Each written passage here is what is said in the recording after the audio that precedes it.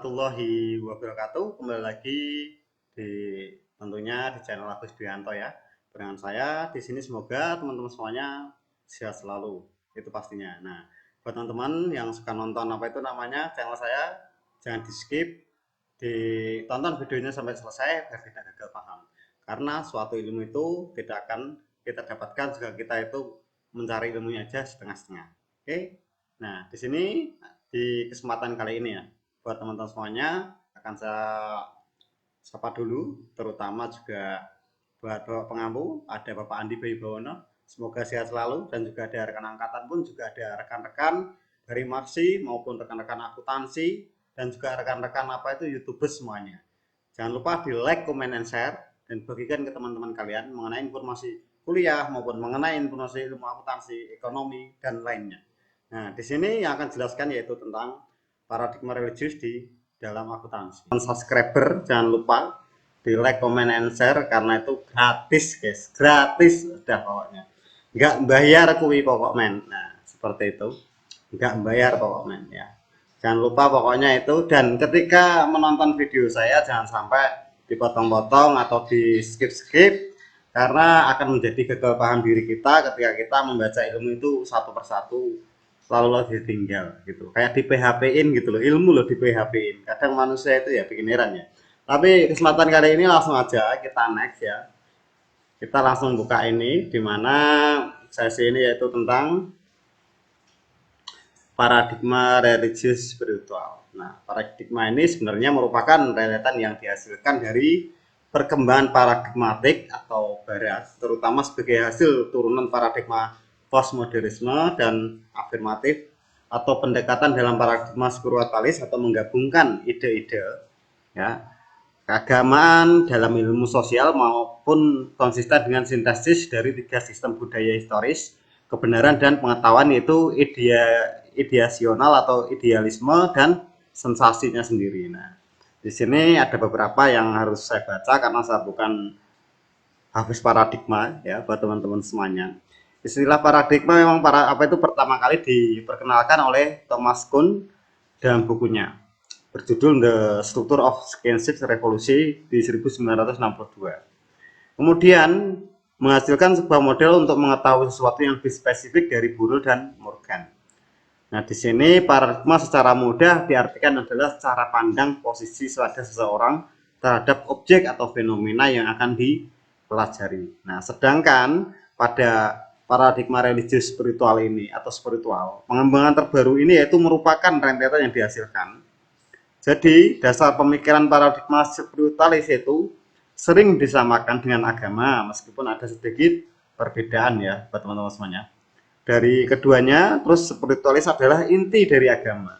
Spiritualis ataupun religius adalah dalamnya, sedangkan agama adalah bentuk dari luarnya sendiri. Jadi, kayak dibungkus rapi gitu loh, buat teman-teman. Ya, bukan bungkus nasi goreng ya guys ya, nah, seperti itu.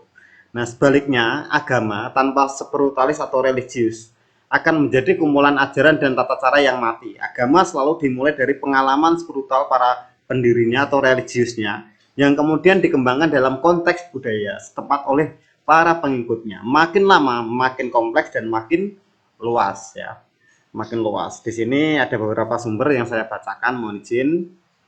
Sedangkan perbedaannya adalah pada fokus pengembangan, sebab itu tiap agama punya keunggulan rohani masing-masing dari spiritualisme atau religius telah dijalankan, yaitu dari sumber Widi 2008 halaman 51. Nah, spiritual itu mungkin sekedar untuk menggapai pengalaman ajaib atau manifestasi roh, melainkan hasil akhirnya adalah sosok jiwa yang mampu mengembangkan sebuah ilmu pengetahuan dengan didasarkan pada kejujuran ya, Pak Usman, yaitu tentang kepribadian, sikap, perbuatan bersih, seimbang, berpengalaman, dan bijak sebagai implementasi kecerdasan spiritual. Di sini yaitu nilai-nilai yang baik atau hasil dari spiritualis, yaitu moral yang baik.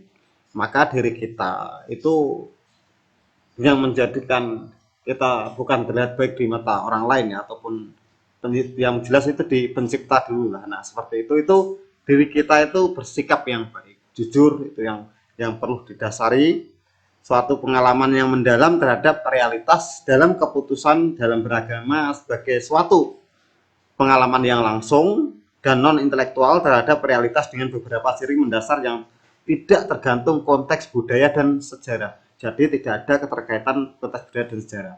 Yang dikenal dengan pengalaman mistis religius atau rohani, ya. Saat-saat rohani yaitu saat-saat ketika paling merasakan hidup sejalan. Artinya itu kayak kita mencari jati diri kita. Kita itu hidup itu bukan karena kita hidup sendiri, tiba-tiba hidup itu enggak kan. Dasarnya seperti itu.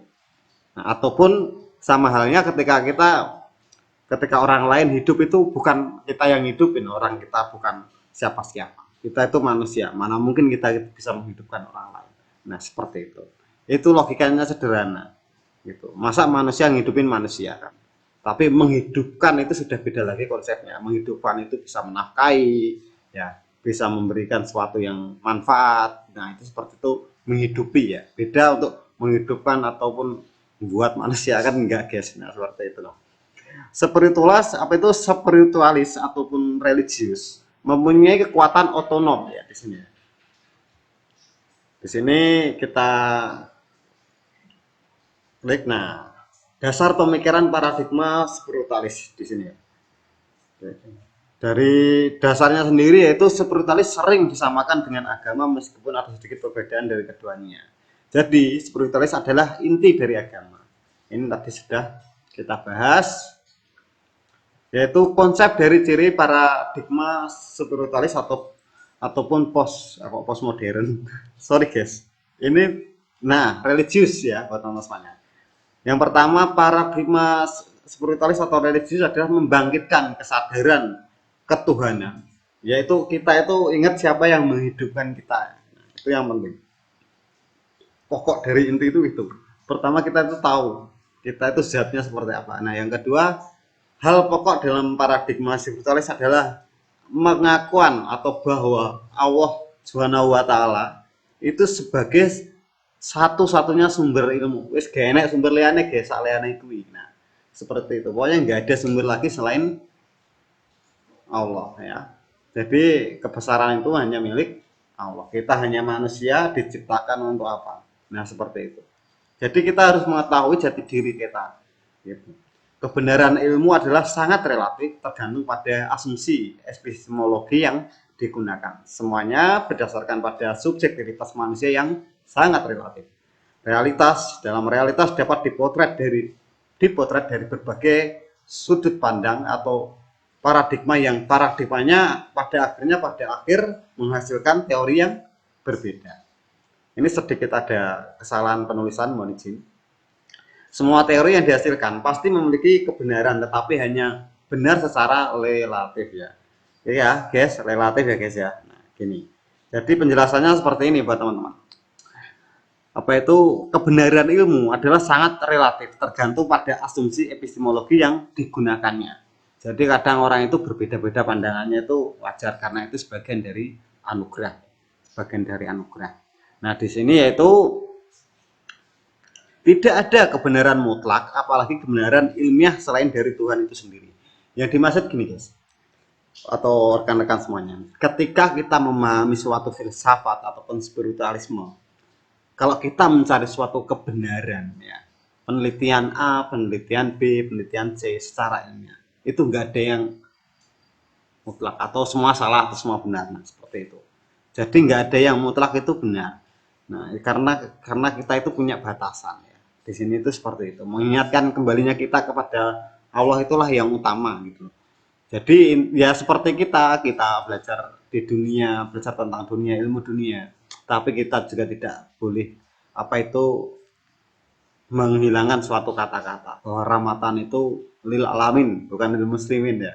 Nah, seperti itu. Jadi kita harus tahu diri kita itu siapa. Nah, seperti itu. Itu sebagian kita membahas tentang itu. Nah, di sini metodologi penelitian dalam paradigma sendiri atau tentang religius ya.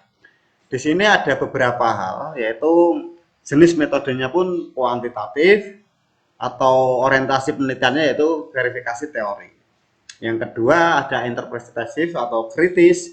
Postmodern itu sebagai beberapa beberapa ini adalah konsep-konsepnya. Nah, dan di sini paradigma itu didesain penelitiannya dan alat analisis penelitian kualitatif, di mana ada beberapa ini untuk membedakan. Ya, pada kerangka ini, pada tabel ini kita menjelaskan tentang religius itu suka-suka saya atau intuisi. Di sini alat analisisnya yaitu intuisi dan desain penelitiannya itu suka-suka saya. Ini saya sendiri juga kurang paham maksudnya suka-suka saya kan gitu. Tapi yang jelas ini ada sumber dari Burrell and Morgan, apa itu tentang jenisnya itu sedikit jelas bahwa spiritualis yaitu atau religius metodenya kualitatif dengan orientasi penelitiannya yaitu konstruksi teori. Ya. Sampai sini semoga ini manfaat. Di sini untuk referensinya ada Burrell, Gibson, and Karen Morgan tahun 1979, Sociological Paradigma and Organizational Analysis, Element of Sociology at Corporate Life, London ya, London sama aja. Nah, saya gitu ya. Di sini juga ada dari Triwiono Iwan 2012 perspektif metodologi dan teori akuntan, perspektif metodologi dan teori akuntansi syariah atau syariah, karena akuntansi syariah itu juga ada buat teman-teman. Di sini ada, kenapa saya sebagian mengutip dari sini. Jadi ada yang ini sumber referensinya ya, tapi ada beberapa saya tambahkan di sini.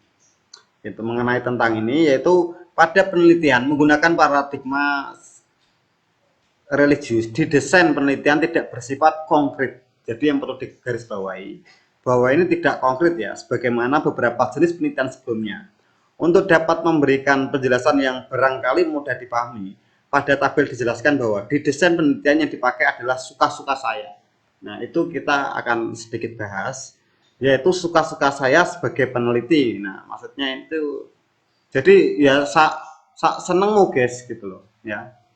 Jadi senengmu wis gitu, ibaratnya sesuka kamu gitu loh ya. Sebagaimana beberapa jenis penelitian sebelumnya ya kan. Ini sudah dipaparkan pada tabel yang ini. Tadi itu dijelaskan kan suka-suka saya, yaitu suka-suka saya sebagai peneliti. Jadi misal jenengan kue peneliti sak seneng wis. Itu pembahasannya di situ. Gitu.